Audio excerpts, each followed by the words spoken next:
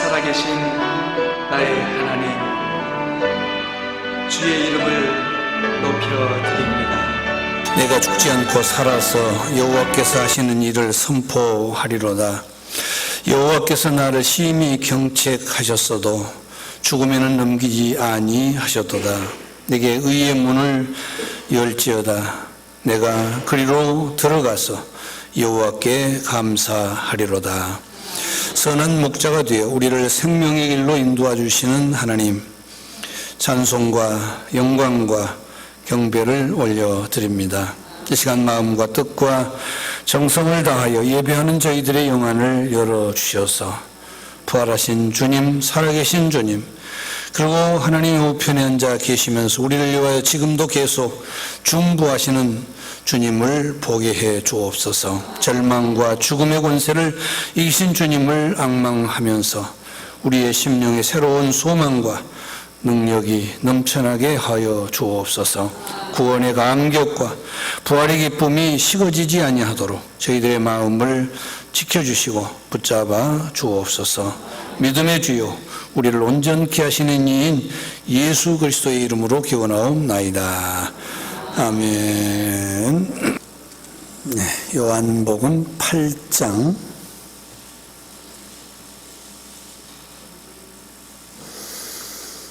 요한복음 8장 1절로 11절에 있는 말씀 제가 봉독합니다.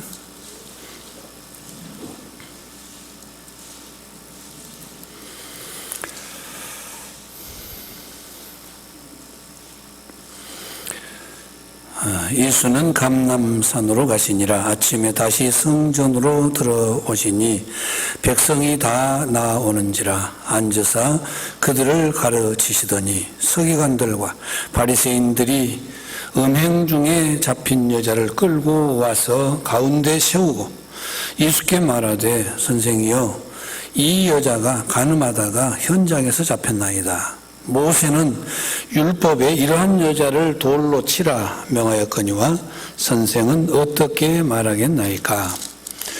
그들이 이렇게 말하면 고발할 조건을 얻고자 하여 예수를 시험함이라. 예수께서 몸을 굽히사 손가락으로 땅에 쓰시니 그들이 묻기를 마지 아니하는지라. 이에 일어나 이르시되, 너희 중에 죄 없는 자가 먼저 돌로 치라 하시고 다시 몸을 굽혀 손가락으로 땅에 쓰시니 그들이 이 말씀을 듣고 양심의 가책을 느껴 어른으로 시작하여 젊은이까지 하나씩 나가고 오직 예수와 그 가운데 섰는 여자만 남았더라.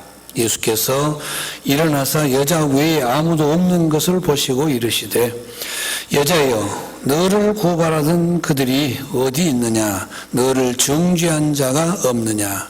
대답하되, 주여, 없나이다. 예수께서 이르시되, 나도 너를 정죄하지 아니하노니 가서 다시는 죄를 범하지 말라 하시니라. 아멘. 찬송 38장 찬양합니다. 38장.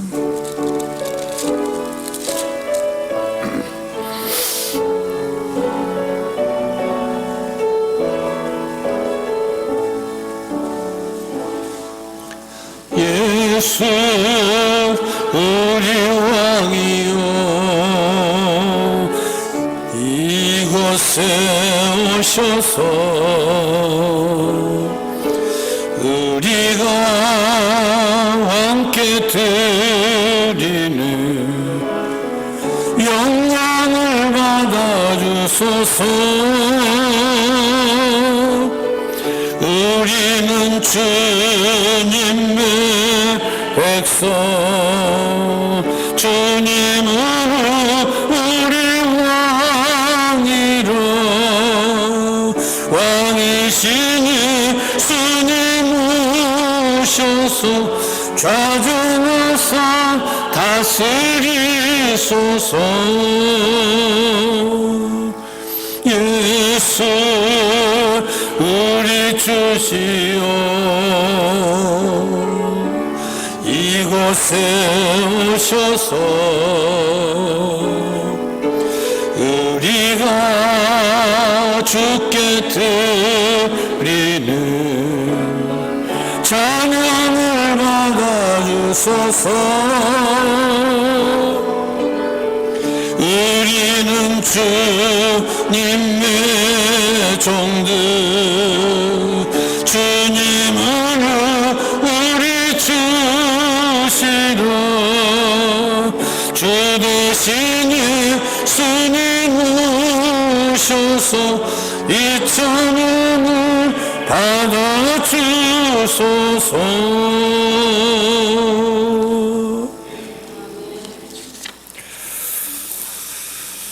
우리가 사는 사회가 강도도 가난한 사람도 없는 그런 사회였으면 좋겠고, 강도가 가난한 사람을 돕다가 개과천선하는 그런 사회가 되었으면 참 좋겠습니다. 그런데 이 사회는 얼마나 살벌하고 각박한지, 또 남의 돈을 빼앗으려고 지갑을 빼앗아서 열었는데 돈이 없으면 순순히 보내주는 것이 아니라 돈도 안 가지고 다닌다고 해코지하는 그런 시대가 우리가 살고 있는 시대입니다. 정말 뭔가 중요한 것이 빠져버린, 나사가 하나 잘못 끼워진 것 같은 그런 사회가 된 것 같습니다. 이 유대인의 명절 중 하나인 초막절 끝날이 다 되었는데, 많은 사람들이 예루살렘 성전으로 올라가고 예수님도 성전에서 사람들에게 하나님의 말씀을 가르치고, 그런 지금 상황인데, 갑자기 예수님의 말씀 가르침에 대해서 방해를 하는 그런 사람들이 나타납니다. 바로 서기관들과 바리새인들입니다.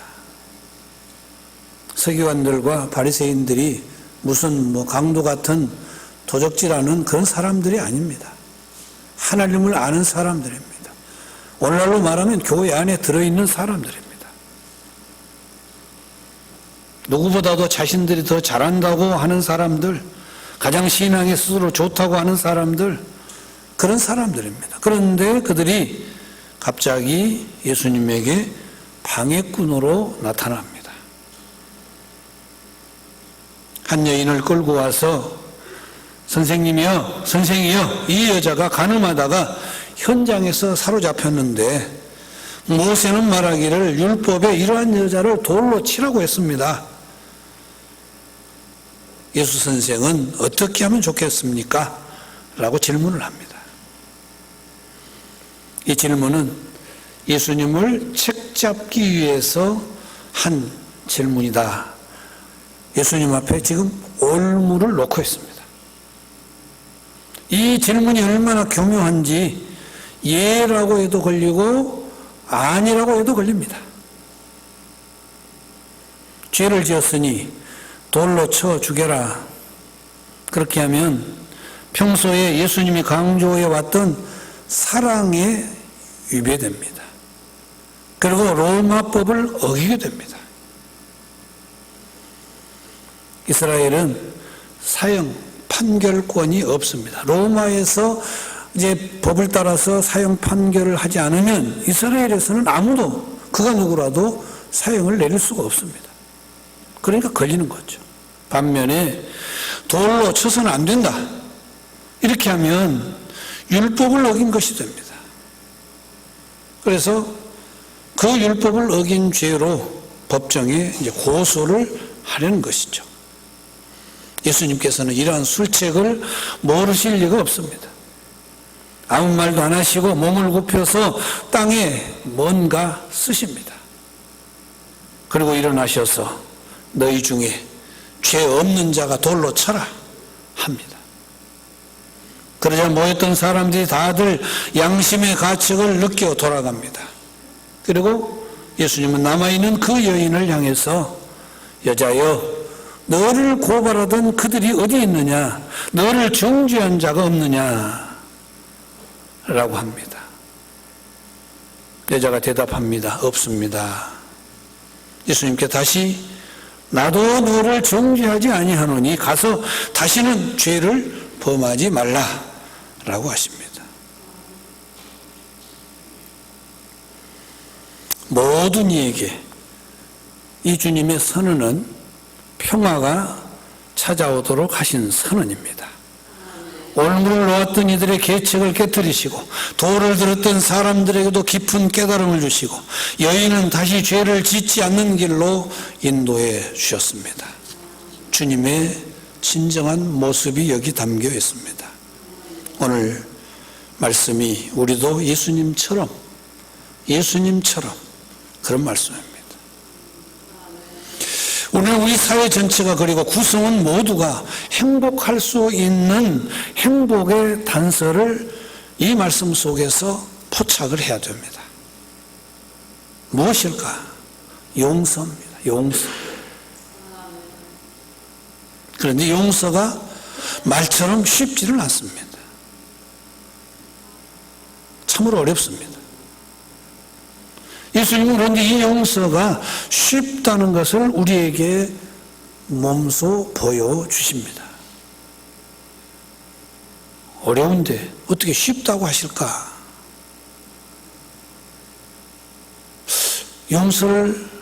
이 어려운 용서를 어떻게 하면 쉽게 할 수가 있을까?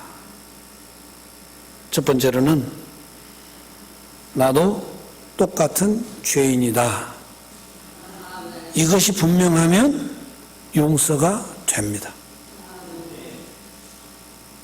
이제 자기를 가리켜서 나도 똑같은 죄인이다. 시작. 왜 안 해요? 안 한 사람. 의인이다 그 말이죠. 다시 한번. 나도 똑같은 죄인이다. 그것이 되면 용서를 하게 된다는 거예요. 의인인 양, 의인인 것처럼 다른 사람에게 계속 손가락질하는 사람들이 있어요. 자기는 아무 일 없다고 생각을 해요. 나는 괜찮은데 그 사람이 그렇고 그 사람이 그렇고 그 사람이 그렇고 천만에요. 그렇게 손가락질한 자신은 더합니다.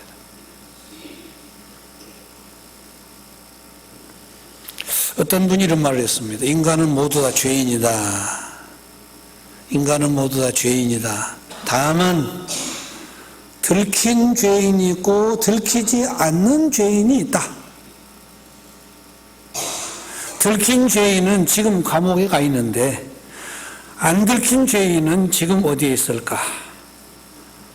이 글을 읽고 있다. 우리는 여기서 누구라도 용서해야 되는, 또 용서할 수밖에 없는 이유를 발견을 하게 됩니다. 그 이유는 우리가 안 들킨 죄인이기 때문에 가능합니다. 우리 들키지 않은 거예요.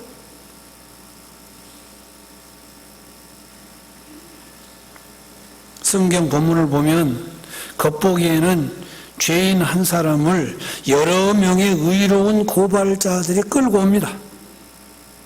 또 수많은 의로운 심판자들이 돌을 들고 함께 뒤따라 옵니다. 그런데 그들이 누굽니까? 들키지 않은 죄인들입니다. 돌을 들고 돌로 이 사람을 때려 죽이겠다고 하는 그 사람들이 들키지 않는 죄인이란 말이죠. 안 들킨 죄인들이 들킨 죄인 한 사람을 죽이기 위해서, 심판하기 위해서 돌을 들고 둘러서 있는 것이죠.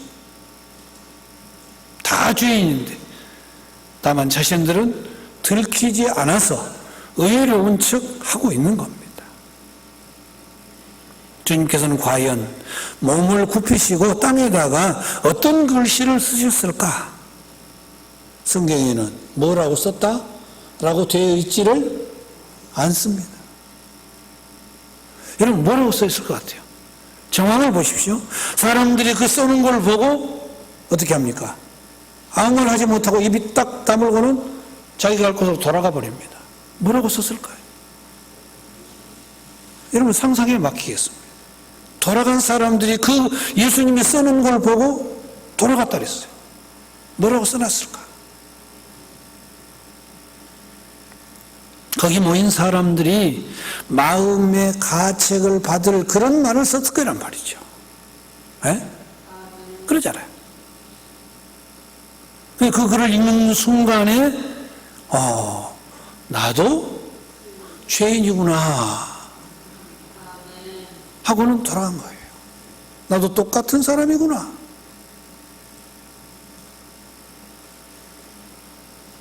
다시 익명의 글을 읽습니다. 인간은 다 죄인인데 다만 들킨 죄인이 있고 안 들킨 죄인이 있을 뿐이다. 들킨 죄인은 지금 감옥에 가 있는데 안 들킨 죄인들은 지금 어디에 있을까?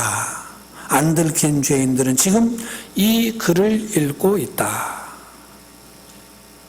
여러분, 나도 다르지 않습니다. 다만 들키지 않았을 뿐입니다. 똑같은 죄인입니다. 이것을 인정하는 데서부터 남을 용서하게 되어집니다. 진정한 용서가 시작이 되는 것이죠. 나도 다만 들키지 않은 죄인일 뿐이다. 나도 똑같은 죄인이라고 하는 것을 분명하게 인정을 하면 용서하지 않을 수 없다. 예수님처럼 될 수 있다. 그런 얘기입니다. 예. 두 번째로는 정죄하지 말아야 됩니다. 즉 용서해야 된다. 그런 얘기입니다. 결코 사람을 정죄의 대상으로 주님은 보지 않으셨습니다. 용서의 대상으로 보셨습니다. 죄가 없다고 하신 것이 아닙니다. 죄는 분명히 있습니다. 간음을 하다가 현장에서 붙들렸습니다. 죄가 있습니다. 죄를 지었으면 죄를 깨닫고 인정하고 회개하는 것은 필수입니다. 피할 길이 없습니다. 그러나 사람은 완악하기 때문에 용서가 먼저 준비되어야 진정한 회개를 할 수가 있습니다.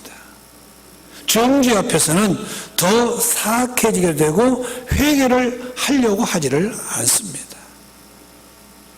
누구나 죄를 지으면 자신이 죄를 지었다는 것을 알게 됩니다.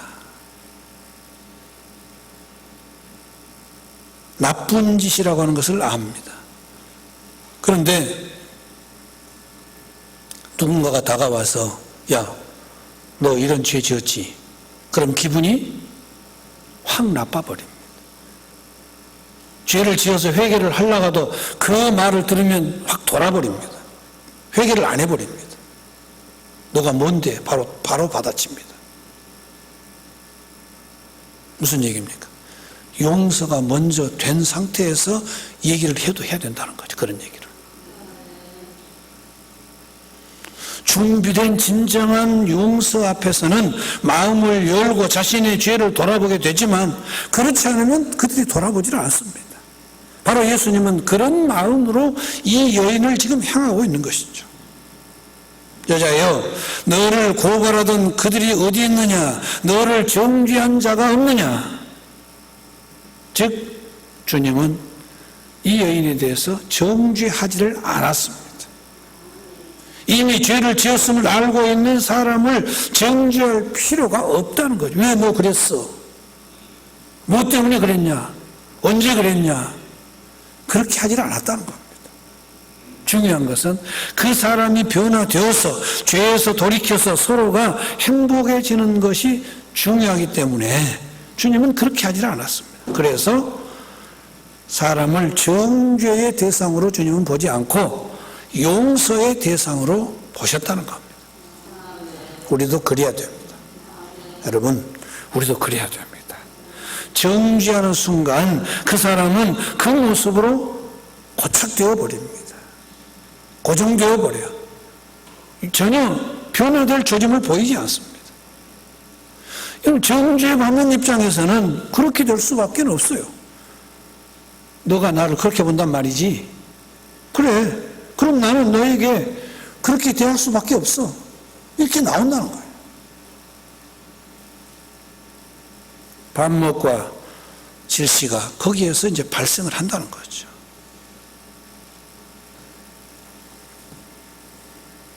서울에서 의정부까지 언제 얘기한 것 같습니다만 흑인 병사 두 사람이 택시를 탔습니다. 택시. 한참 가다가 신호등이 걸렸는데 택시 기사가 보니까 옆에 택시가 아는 사람이야. 그래서 문을 열고는 뭐라고 인사를 하고,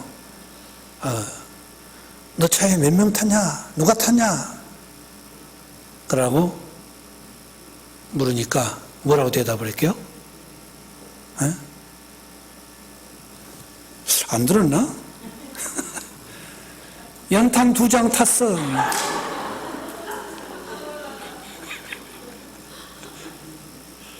거기까지 좋습니다. 이제 갈 때까지 다 가서 이제 내릴 때가 됐습니다. 흑인 병사가 요금을 얼마입니까? 라고 묻습니다. 당연히 택시기사가 미터기를 딱 보더니 아니 3만 원입니다. 근데 얼마를 내놨을까요? 병사가 얼마나 내놨을까요? 10,000원짜리 연탄 2장 값 주고 10,000원짜리 한 장을 준 거예요. 그래 기사가 아니 3만 원이라니까요? 아니 연탄 2장 값만 받아요.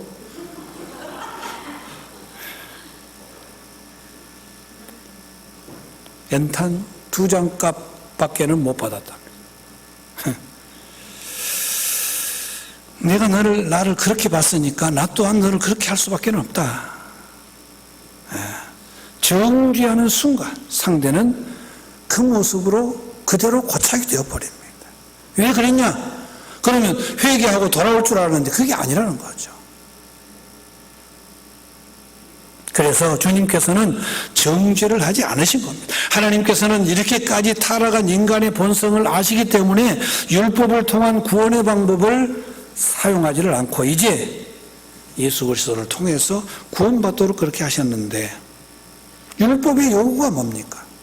율법의 요구는 정죄를 한 겁니다. 율법의 요구는 정죄를 한 거예요. 이만큼 죄를 지었으니까 너는 그런 사람, 그리고 딱 이렇게 정죄를 해버리는 거예요. 율법의 가장 중요한 기능이 바로 정죄입니다. 그래서 예수 그리스도의 구원함을 입은 이 복음의 시대에 살고 있으면서 우리가 아직도 정죄를 한다고 하는 것은 있을 수 없는 일입니다.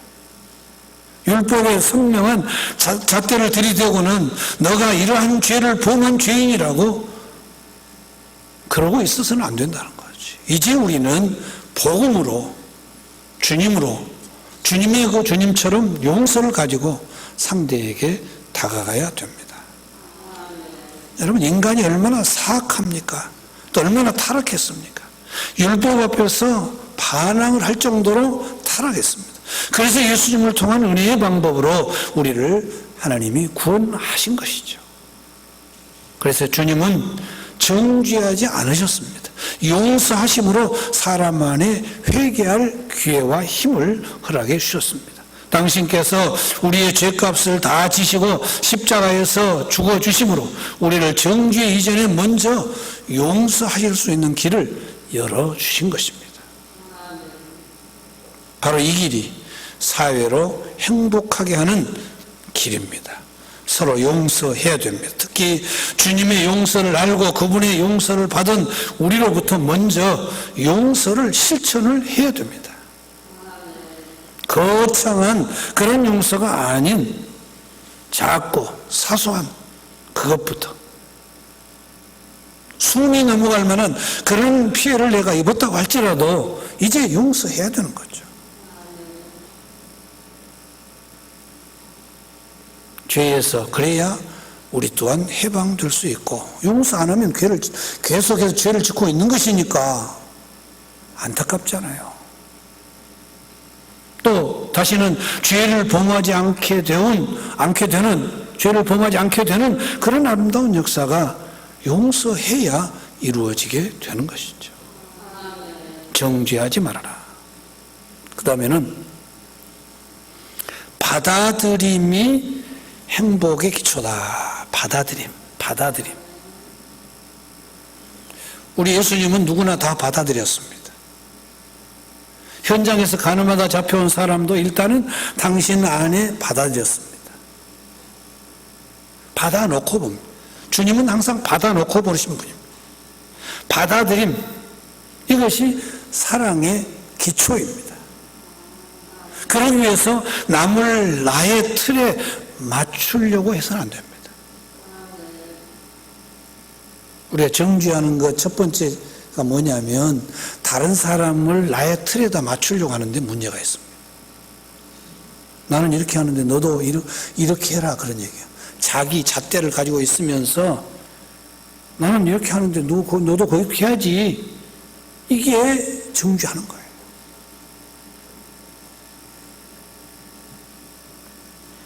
인생의 행복, 내 마음에 딱 드는 것을 고르는 것이 아니라 마음에 들지 않는 것을 받아들여서 맞추어 적응해 나가는 것, 그것이 우리에게 행복을 가져다 줍니다.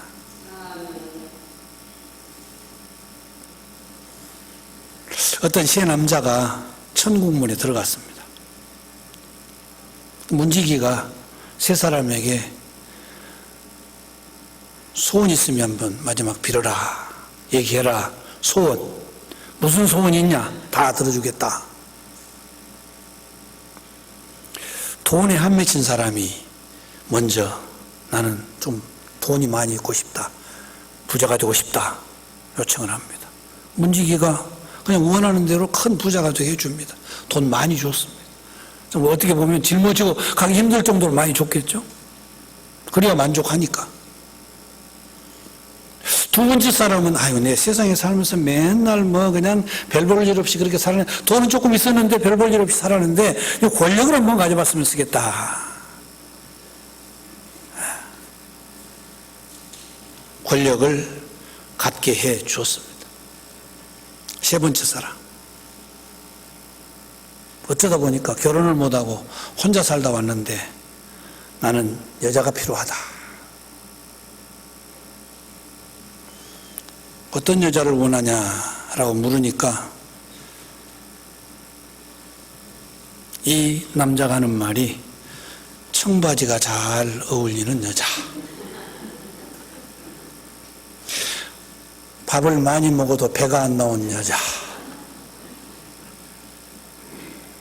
나의 이야기가 재미없어도 늘 웃으면서 잘 들어주는 여자, 머리에 무술을 바르지 않아도 윤기가 잘잘 흐르는 그런 여자, 내 고요한 눈빛을 보면서 그 눈을 마주치는 그런 여자, 그리고 김치볶음밥을 잘 만드는 여자, 웃을 때에 목젖이 크게 보이는 여자, 내가 돈이 없을 때에도 마음 편하게 만날 수 있는 그런 여자, 멋내지 않아도 멋이 나는 여자, 껌을 씹어도 소리가 안 나는 여자, 뚱뚱해도 다리가 예뻐서 짧은 치마가 잘 어울리는 여자. 이런 정도면 세상에 특등이죠, 특등. 1등도 아니고. 이런 여자가 있을까요? 예? 우리 여자분들, 이런 여자 있어요? 뭐요? 자기가 그렇다고 말을 안 하는 대답. 자기 이 조건 안에 들어간다고요? 아니요. 고개를 살려살려 흔들어야지.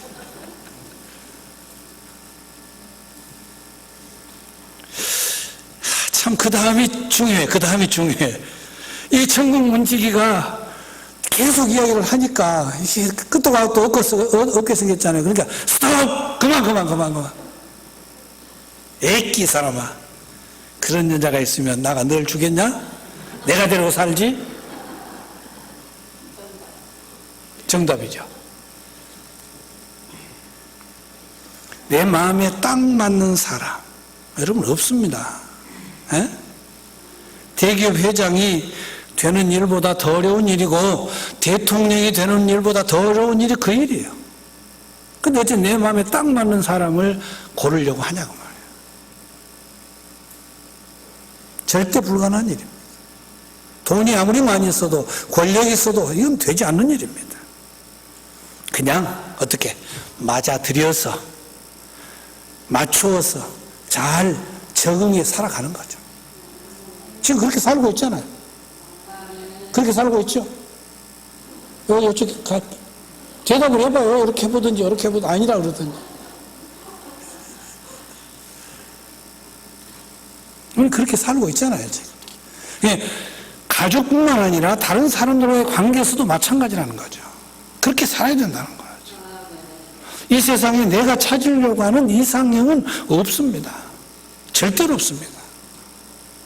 나에게 딱 맞는 이상형이 누구냐? 내가 만나서 그저 받아들일 수 있는 사람, 받아들이면서 살아갈 수 있는 그 사람이에요. 내가 변화되면 되는 그 사람이에요. 그 사람이 나에게 이상형이에요. 부부관계뿐만 아니라 나의 관계 전방이 모두가 다 그렇습니다. 친구도 그렇고 회사 동료도 그렇고 이웃이나 성도들도 그렇고. 지금 오늘 이제 저가 끝나고 나면 목회자가 좋은 분이 오셔야 되는데 좋은 목회자만 찾으려고 그래요. 가만 보니까 내가 보니까 잘한 일이죠. 좋은 목회자를 찾는 것은 잘한 일입니다. 그러나 우리 여러분이 변해야 됩니다.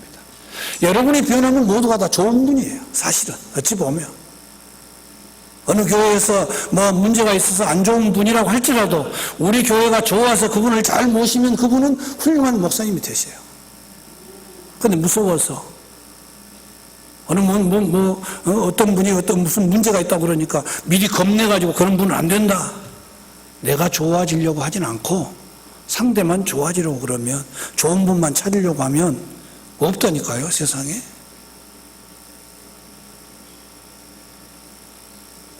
그 전에 그런 얘기 했죠.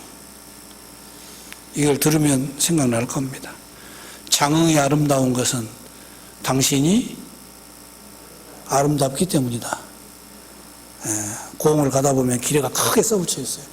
고흥이 아름다운 것은 당신이 아름답기 때문이다. 용서하지 않고 행복하게 살 수 있는 사람은 이 지구상에 아무도 없습니다. 용서하지 않고 함께 일할 수 있는 사람도 없습니다. 용서하지 않고 제대로 사귈 수 있는 사람 또한 없습니다. 받아들임이 인생의 행복입니다. 주님의 사랑 안에서의 용서가 사람을, 그리고 가정을, 사회를, 교회를 살리게 됩니다. 그분의 용서로 용서하는 사람은 그 자신이 먼저 행복해지는 거죠. 정죄하는 사람은 불행해집니다. 용서하는 관계는 축복의 관계입니다. 정죄하는 관계는 저주의 관계입니다. 용서하는 사회는 밝아지지만 정죄하는 사회는 어두워집니다. 우리 모두를 위해서, 이 사회와 우리 모두 교회를 위해서 우리 주님이 하신 대로 우리는 해야 할 것입니다. 나도 들키지 않는 뭐이다? 죄인이다. 그렇기 때문에 나는 상대를 정죄할 수 없다. 기억하시기 바랍니다. 주님 안에서 그분이 하신 대로 받아들임과 용서를 통해서 우리 모두가 변화되어지고 또 행복해지고 성장하고 아름다워지는 그런 역사가 있게 되어짐을 기억하시기를 바랍니다. 기도하겠습니다. 하나님, 나도 들키지 않는 죄인뿐이라고 생각하고 상대를 정죄하지 않는, 그래서 누구라도 주님처럼, 예수님처럼 받아들이고 용서하는 우리의 삶이 되게 해 주옵소서. 예수님의 이름으로 기도하옵나이다. 아멘. 이제는 우리 주 예수 그리스도의 은혜와 하나님의 크신 사랑하심과 성령님의 교제 교통하심이 여기 모든 성도들과 함께 하여지이다. 아멘.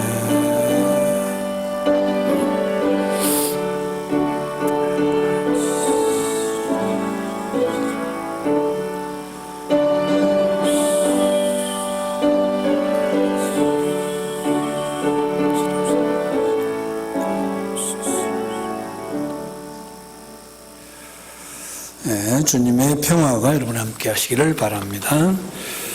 인사 나누십시오. 네. 어제나 오늘이나 영원토록 동일하신 신실하신 하나님을 찬양합니다.